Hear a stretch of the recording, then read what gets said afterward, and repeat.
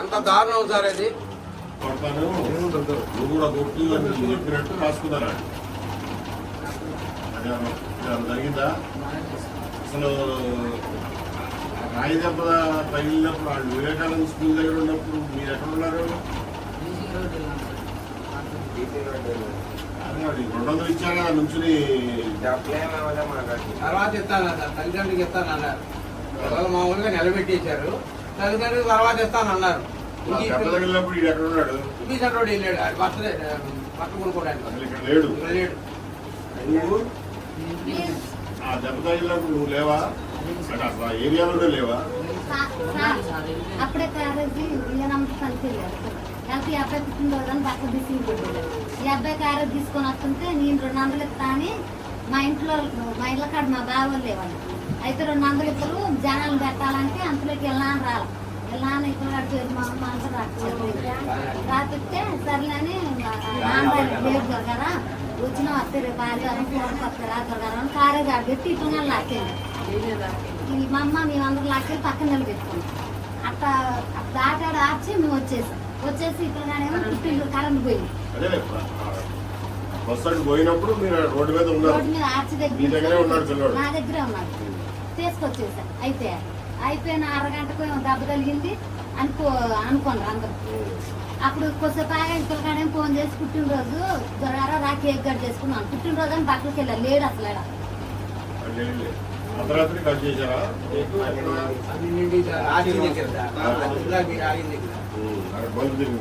మలుపు దిగిన దగ్గర అదే మైనస్ అయింది సార్. అడిగి అప్పుడైతే కేక్ కట్ చేశాడో వాళ్ళు ఏమైనా క్రియేట్ చేసుకున్నారంటే జగన్మోహన్ రెడ్డి మీద రాయేసాడు, గొప్పగా వీళ్ళు బర్త్డే చేసుకున్నారు, ఆ డబ్బులు కూడా కోండమ్మ గారికి పంపించారని ప్రచారం చేశారు.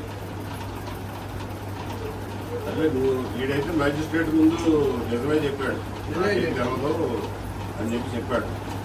మ్యాజిస్ట్రేట్ దగ్గర ఇచ్చే స్టేట్మెంట్ స్టేడియంలో కరసాము నేర్పిస్తాడు. అదే సార్ ఆ రోజు నన్ను స్టేజ్ వచ్చి నువ్వు కొట్టింది సార్లు చెప్పింది. నేను ఎవరో కూడా తెలియదు. ఎవరో తెలియదులే. ఆయన అట్టింది చెప్పాడు. మరి ఏమో సార్ ఆయన ఎవరు అసలు తెలిసాడు? ఆ రోజు స్టేజ్ లో మా చెప్పిండు. మీరు చెప్పినట్టు ఆ కరసాము కూడా అది డిప్యూటీ మేయర్ మేనేజ్ చేస్తుంటాడు.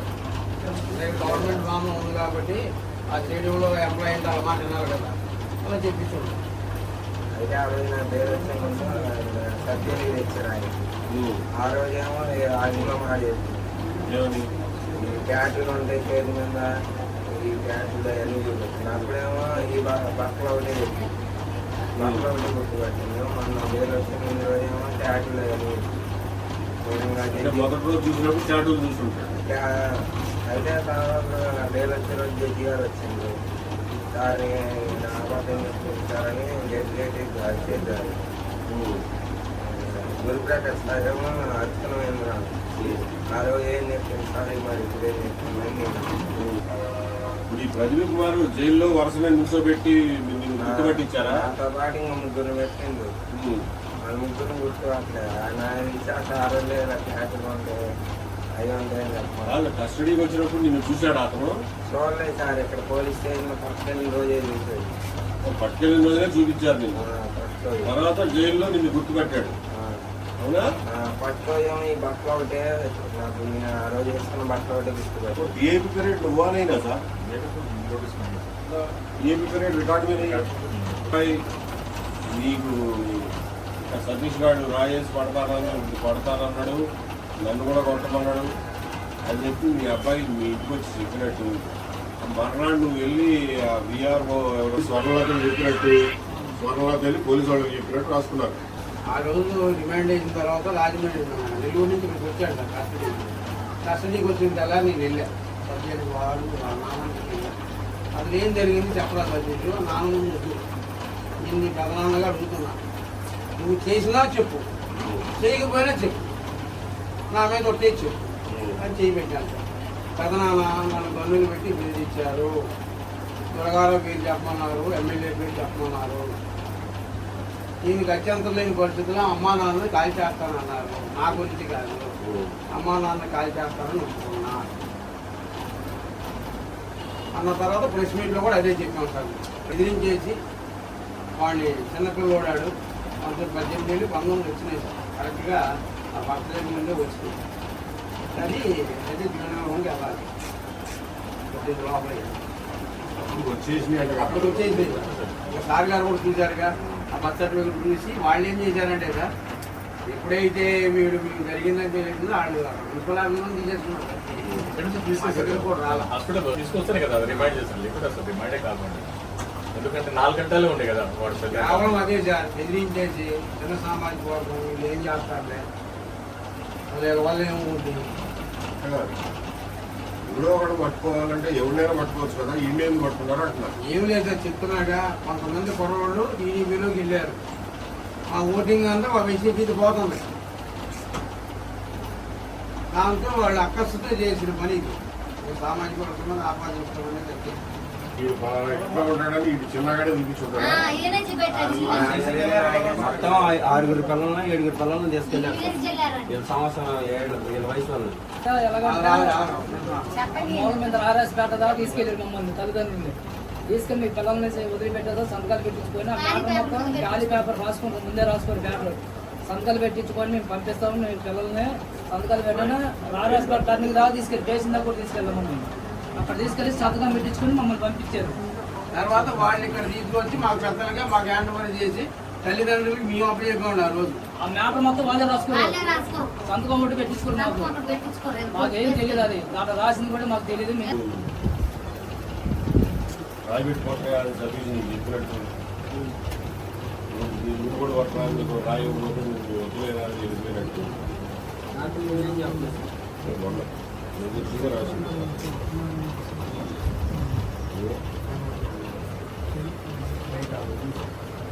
నాయకులు పడతానని చెప్పాడు.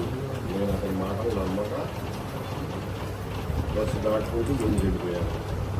తర్వాత జగన్ గారి తల మీద తగినట్టు చేతులు పట్టుకున్నాడు. తర్వాత ఎమ్మెల్యే కూడా కన్ను పట్టుకున్నాడు. తర్వాత సతీష్ అన్నంతరం మీద అనుకున్నాను. తర్వాత స్కూల్లో సతీష్ గారు జగన్ రాయపతి కూడా అక్కడ పెట్టారని చెప్పాను. అప్పుడు రాయపతి ఉన్నారండి. ఇద్దరం ఆశ్చర్యం. తర్వాత సతీష్ కుటుంబంలో కేక్ పోసుకొచ్చాను. తర్వాత ముందు రాసింది అలాగే రాస్తుంది. కానీ బైబిల్ మీతో పాటు ఎవరు వెళ్ళింది మీతో పాటు శివగారు గారు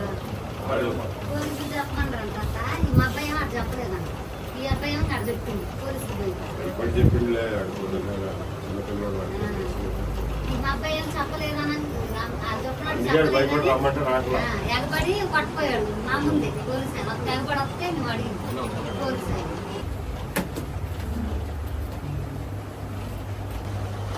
జరిగిందని వివేకానంద స్కూల్ అదే రాశారు కదా చేసేదని అంటే అక్కడికి వెళ్ళాను.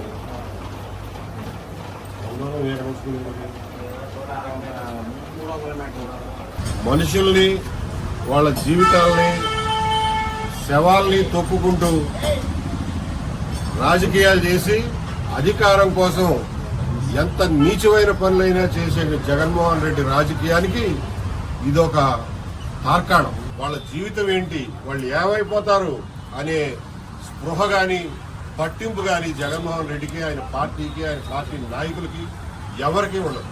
ఇక్కడ ఒక వడ్డెర యువకుడిని, వాళ్ళ కుటుంబాన్ని, ఇక్కడ వేలాది మందిగా ఉన్నటువంటి వడ్డెర సమాజాన్ని జీవితాల్ని అతలాకుతలం చేసినటువంటి సంఘటన. గజమాల వేసినప్పుడు తగిలిన దెబ్బో ఎట్లా తగిలిందో తెలియదు కానీ కొద్దిగా చీరుకుపోయి రక్తం వచ్చిన సంఘటనని నిమిషాల్లోనే ఎవరో రాయేసి కొట్టారు, హత్యా ప్రయత్నం చేశారు అనే నాటకంగా దాన్ని అప్పటికప్పుడు మార్చి పాడేసి ఎవడ దొరుకుతాడా బలిపశువు అని చెప్పి 2-3 రోజులు వెతికి అందరికంటే బలహీనంగా కనపడినటువంటి ఈ సతీష్ ని ఒక ముద్దాయిగా చిత్రీకరించి ఏమాత్రం సాక్ష్యాధారాలు లేకుండా, ఏమాత్రం సాక్ష్యం లేకుండా అతన్ని తీసుకెళ్లి అరెస్ట్ చేసి 45 రోజుల పాటు జైల్లో పెట్టారు. కోడికత్తి శ్రీని 5 సంవత్సరాలు జైల్లో పెడితే సతీష్ ని 45 రోజుల పాటు జైల్లో పెట్టారు.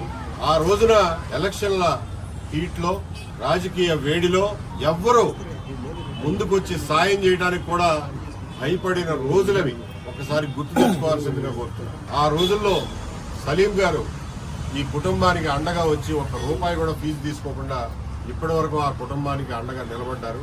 ఈ కుర్రాన్ని 45 రోజులకైనా బయటికి తీసుకురావడానికి ప్రయత్నం చేసి సఫలమయ్యారు.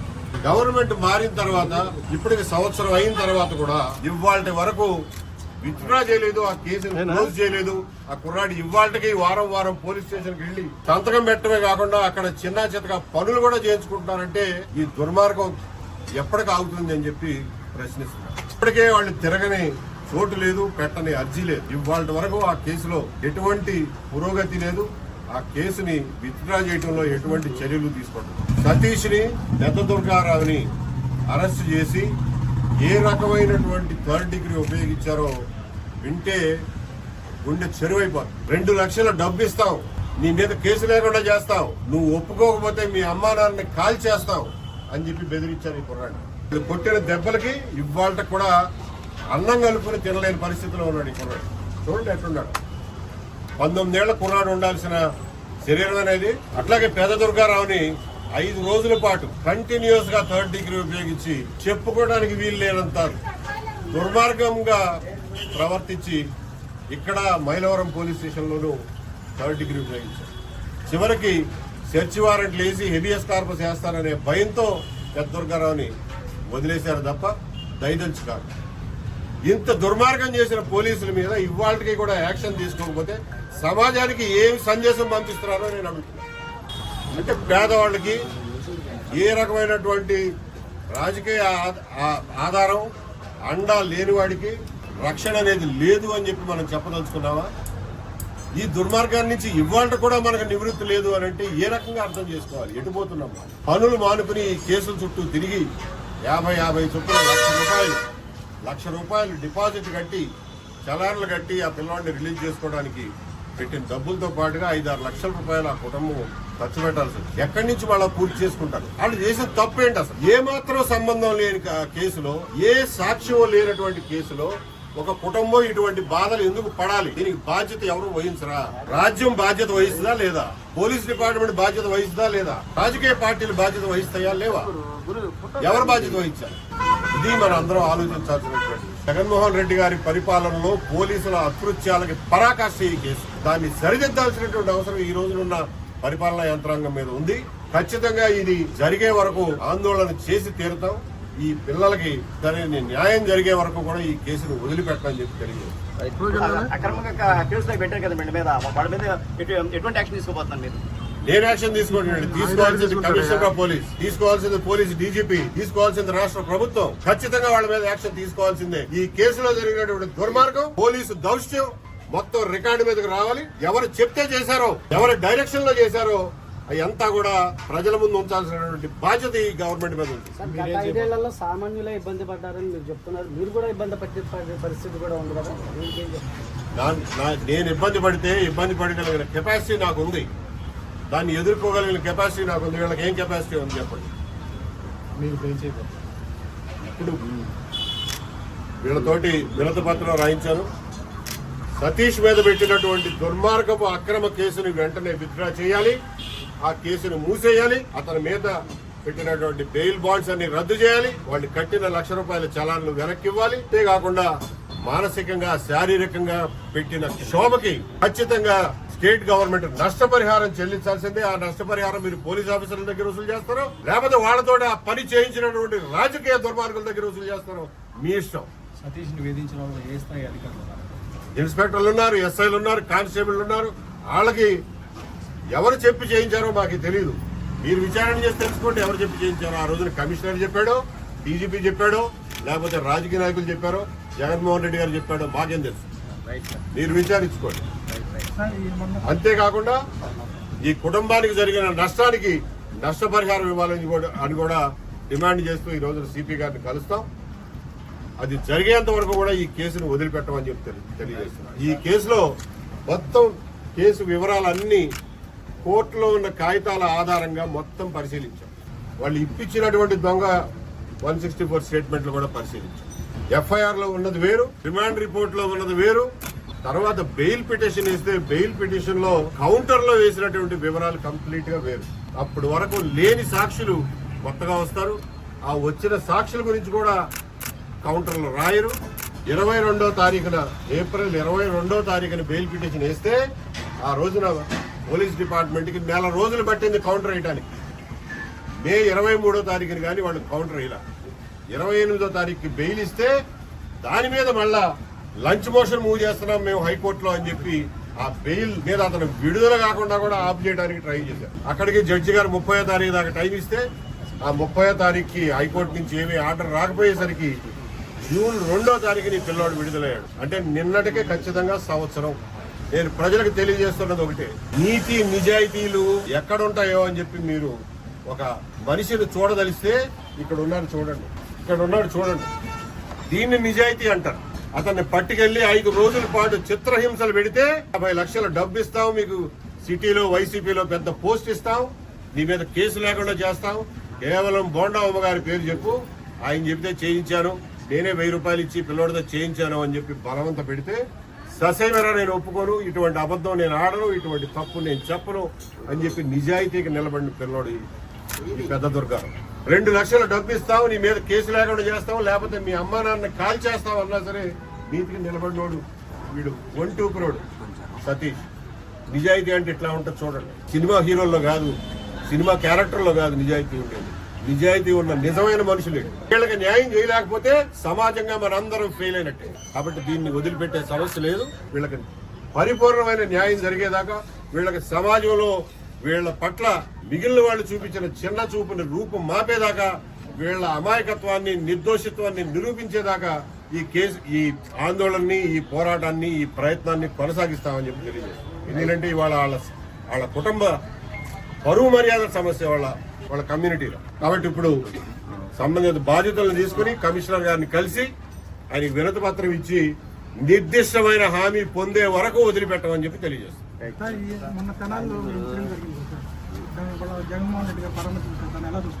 12 ఏళ్ల పాటు తన కేసుల గురించి కోర్టుకు కూడా వెళ్లనటువంటి జగన్మోహన్ రెడ్డి గారిని చూస్తే ప్రజలకి న్యాయ వ్యవస్థ మీద నమ్మకం సన్నగిల్లిపోతారు. దాని పర్యవసానమే తెనాల్లో పోలీసులు చేసినటువంటి అతి. దాన్ని ఖచ్చితంగా ఖండించాల్సిందే. చట్టవిరుద్ధమైన పనులు, రోడ్ల మీద ప్రజల్ని లాఠీలతో పెట్టి కొట్టి ఆ వీడియోలు బయటకు పంపించి అదేదో హీరోయిజం అనుకుంటే అది తప్పు. పోలీసుల దగ్గర దర్యాప్తు చేయడానికి, తప్పు చేసిన వాళ్ళని శిక్షించడానికి కావలసినంత హంగు, కావలసినన్ని చట్టాలు, కావలసినంత సరంజామం వాళ్ళకు ఉంది. ప్రొఫెషనల్ గా పనిచేయడం రాకపోతే మానుకుని కూర్చోవాలి అంతే తప్ప అన్ప్రొఫెషనల్ గా ఇట్లా రోడ్ల మీద వీడియోలు తీసి ప్రజల్లో ఒక రకమైనటువంటి భయానక వాతావరణం కలుగజేయడం మంచిది కాదు. దాన్ని నేను ఖచ్చితంగా ఖండిస్తున్నాను. కానీ